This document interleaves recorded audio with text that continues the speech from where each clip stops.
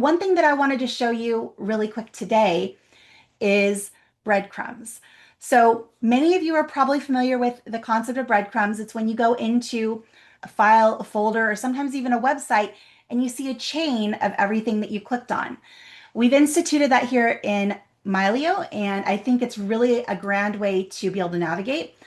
So it's easiest to see here if I go into my folders, and you can see if I go here to the tree, we can see what the actual hierarchy is. So that's one way.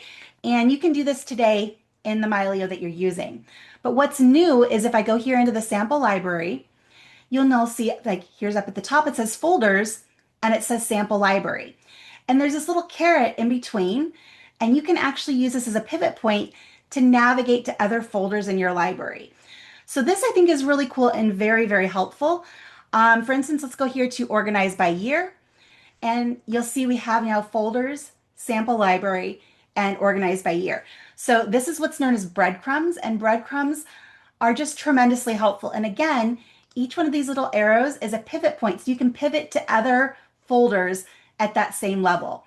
And again, if we want to go ahead and go in deeper here, so this particular folder here has 8 items in one subfolder. Now we can go in even further and see what other folders we have here by year. And again, if you go, okay, I'm in 2001, now I want to jump to 2015.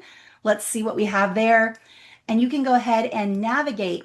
And these breadcrumbs have been instituted throughout Mylio in a lot of different places. And they're just incredibly helpful. So you say, okay, I want to go back to the top level.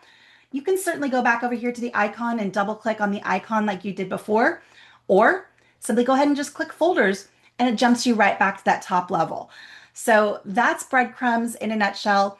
I think it's just one of those little, simple, easy navigation things that's going to make the new version much easier to use. And I hope you guys really like that.